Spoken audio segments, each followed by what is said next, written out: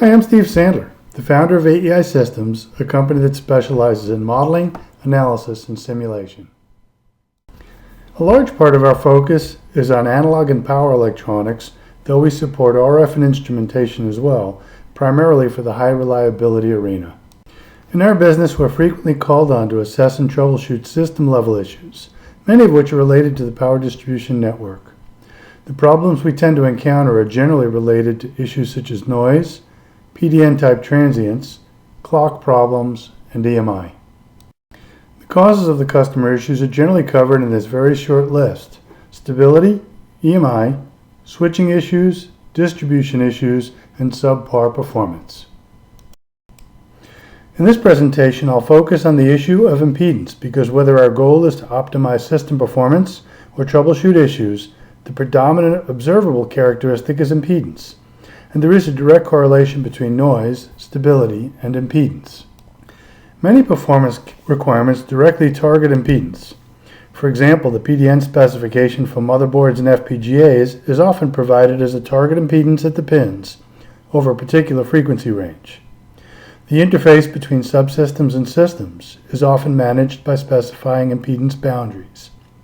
And the stability of a switching converter and EMI filter are also assessed based on the impedance presented by the two circuits. As an aside, in the wireless world, everything is represented relative to free space, which in itself is represented as an impedance of 377 ohms. On this point, there's an interesting bit of trivia. As shown here, this value of impedance in free space is actually the product of mu naught, which is the permeability of free space, and C naught, which is the speed of light in free space. You'll often see this product represented as 120 pi, and this representation was correct up until 1983, at which point the speed of light was changed from 3 times 10 to the 8th meters per second to 2.99792,458 times 10 to the 8th meters per second, thereby reducing the impedance of free space to 376.73 ohms.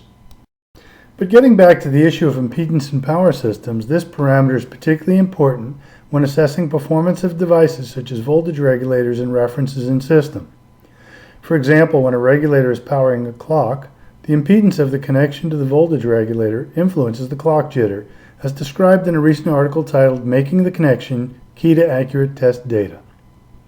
As another example, consider these two graphs taken from a voltage reference datasheet.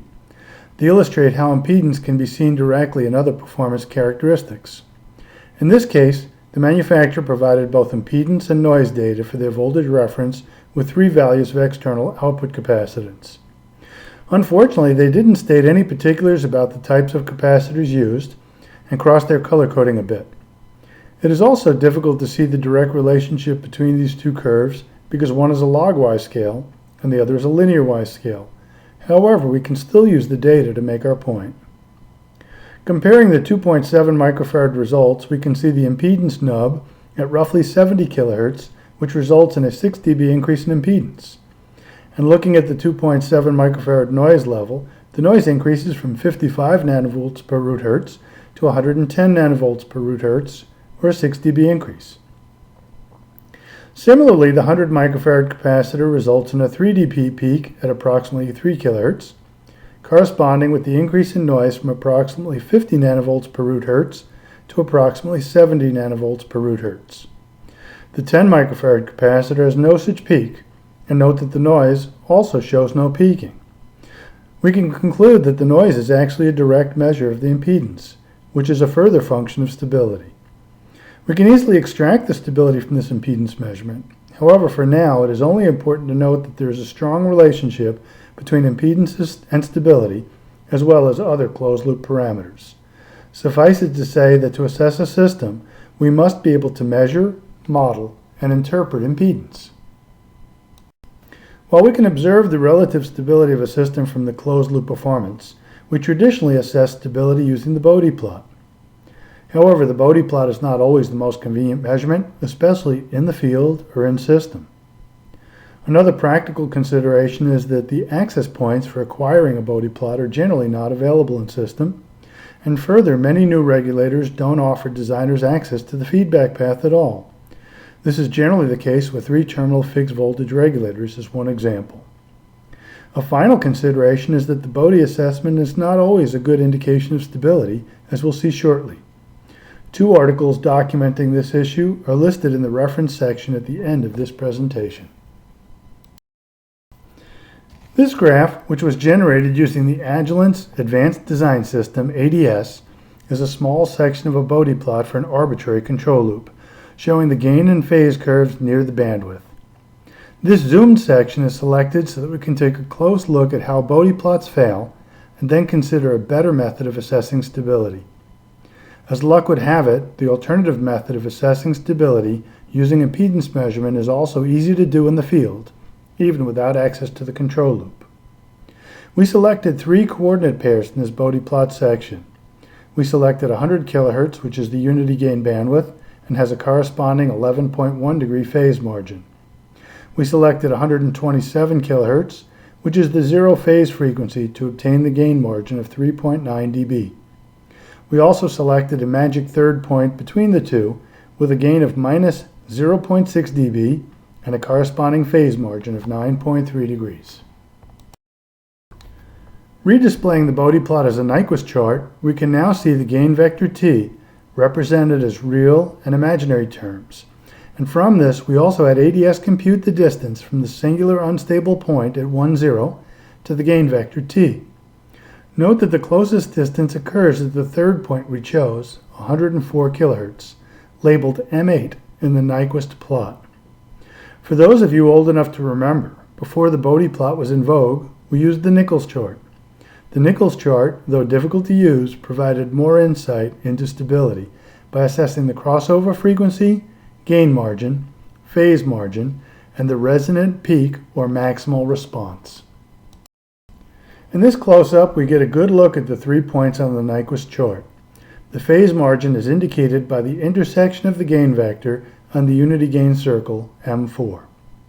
The gain margin is the distance from the critical point 1, 0 to the gain vector along the horizontal axis, M3, and the stability margin is the closest distance from the critical point 1, 0 to the gain vector, labeled M8.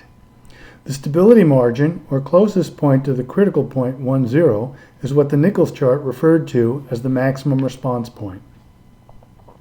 We can conclude from this that while the Bode plot is a measure of stability, it is not necessarily the most comprehensive measure. Meeting both the phase margin and gain margin criteria assure that the circuit will not oscillate, but the Bode plot does not necessarily indicate the precise determination of stability. So here we see a case where stability margin, rather than phase or gain margin, is the true measure of the system's stability. Since stability margin is not information provided by the Bode plot, this is clearly an example of a Bode plot failing as a method of determining system stability. Now you might say, but didn't we just generate the Nyquist chart from the Bode plot? And if we can do that, why not continue to rely on Bode plots and simply check their results by generating Nyquist charts, as we've done here?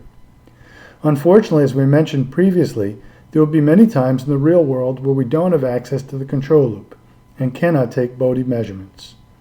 As we showed above in the voltage reference datasheet example, we don't need Bode plots to assess stability. We can use impedance measurements instead. Returning to our ADS simulation example, we can prove once again that all is represented in the impedance.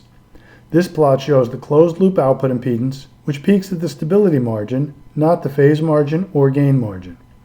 We can also determine the Q of the peak, which is 5.75 in this case, determined manually as the center frequency divided by the difference between the 3 dB points.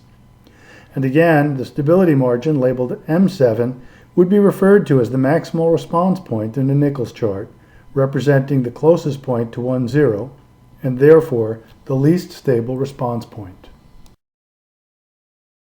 For more information on the effects of impedance on power system performance, and for more about the limitations of Bode plots in assessing stability, see these articles. And if you have any questions or comments, please feel free to email me at steve@picotest.com. Thank you.